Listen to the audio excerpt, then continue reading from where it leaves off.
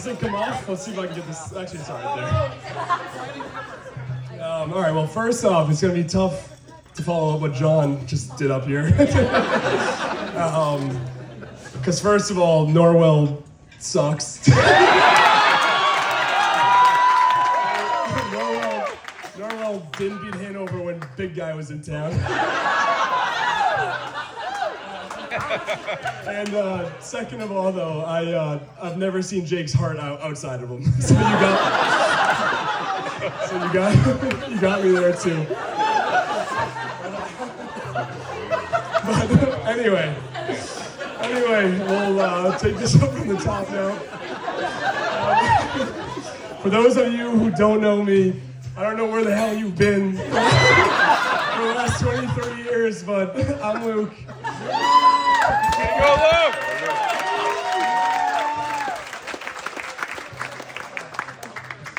I've gotten pretty used to being referred to as Jake's younger brother.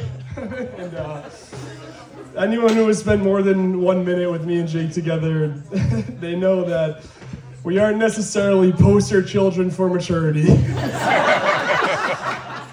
It's a whole lot of constant nonsense, and I'm honestly pretty surprised that we're allowed into a wedding at all. Never mind the fact that he is the one getting married.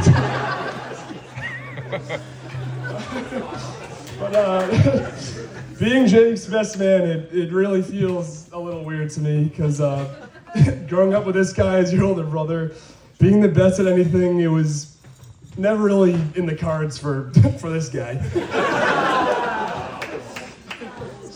I can probably count literally on one hand the amount of times that I've beaten him in anything.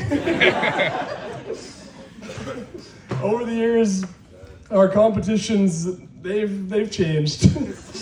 They've gone from countless hours of wiffle ball in the backyard and video games to golfing and grabbing the last Bud Light. Because you know what they say, no good story starts with a glass of milk. Except this one time. This one time we were in the Amish country. And there was an old Amish couple giving away free kittens. We checked out the kittens, and you know what we thought we'd do, and we asked our parents, and they obviously shot down this idea, but that didn't stop Jake from talking 7-year-old me into taking them up on this offer. So I snuck the I snuck the kitten under my shirt, and luckily this big barrel on me. No, the kitten was not even the slightest bit recognizable. So nobody knew about our new furry little friend. We hopped in the car and we began our merry way back home, and we probably made it about an hour until the kitten started having trouble breathing under here. And it let out a big meow. And that prompted our dad to make a nice, immediate Huey. And just like that, the Hardy family was heading back to the Amish country for me to make my first walk of shame back up to this old Amish couple to tell them, you know what, on second thought, I don't think I can take this kid.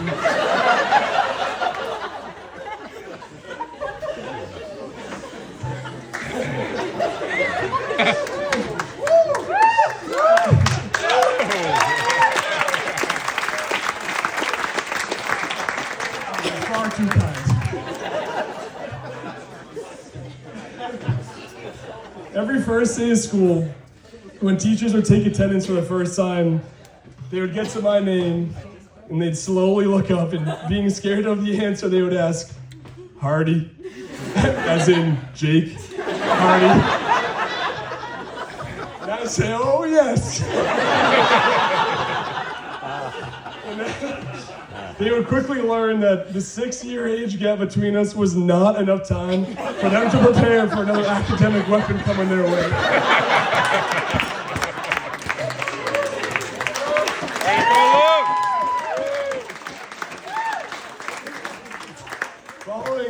Following Jake in sports was equally as hard as it was in the classroom, just in polar opposite ways.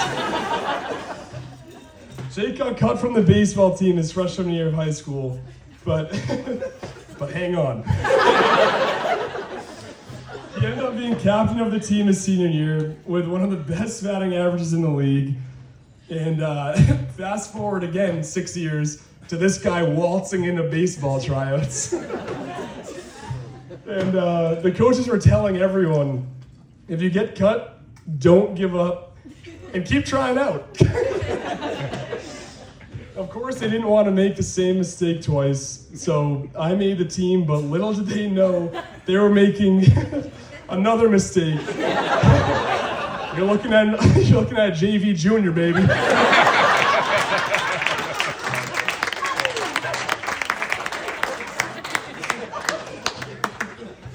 Speaking of mistakes, I was a little nervous about having to get up here and give a speech for a couple different reasons.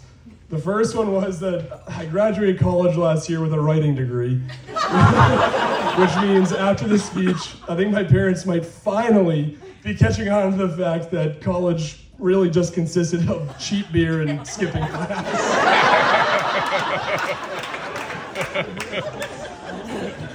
Second reason being, I'm breaking one of my mom's golden rules. Never get these grubby paws on a microphone. Ever.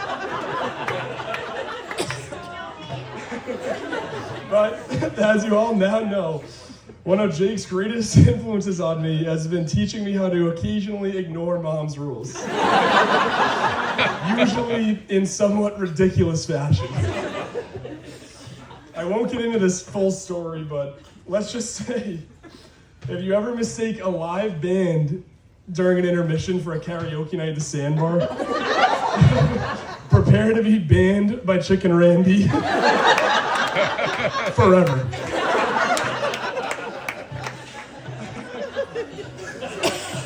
Anyway,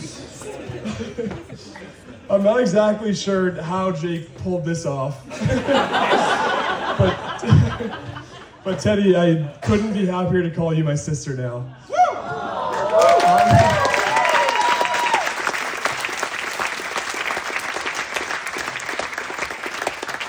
Honestly, I had a feeling that Teddy was going to be the one from the very first time I met her.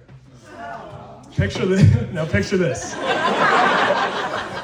A chubby little 6th grade version of me with glasses got off the bus and I saw a new car in the driveway.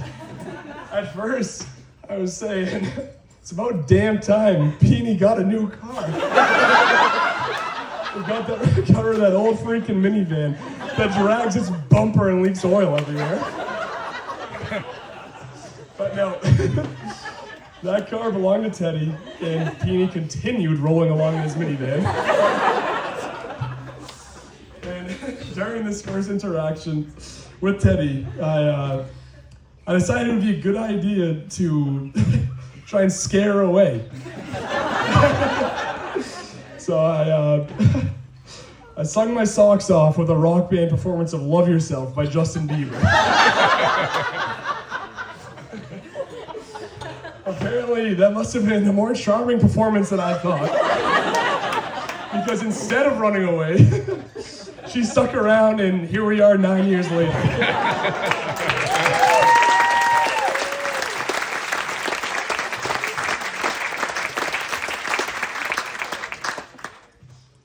In a rare moment of seriousness, I can't imagine where I'd be without having the luck of having Jake as an older brother. He always let me tag along with his friends, even when I was that chubby little 6th grader just trying to keep up. He taught me all the important stuff. How to annoy Emma, how to take a hit, and how to sneak a Bud Light when Mom and Dad weren't looking. But seriously, you've always been someone I looked up to, even if most of the time it was following you straight into trouble.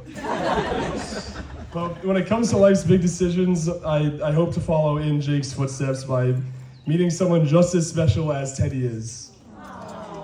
She's beautiful. She's beautiful inside. She's beautiful inside and out, and she doesn't put up with anything, and that's something that I've had to learn the hard way a couple times.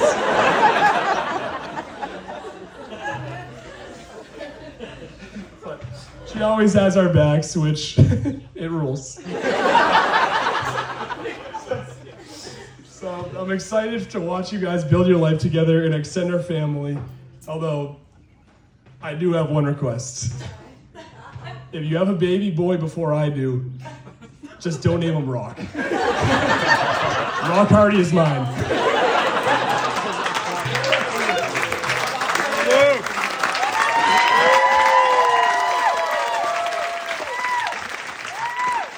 All right. I think that's plenty from me. So, everybody, if you're able, you can grab a Bud Light. And let's raise them up there. To Jake and Teddy. Wishing you a lifetime of love, laughter, and no more surprise freaking kittens. Cheers.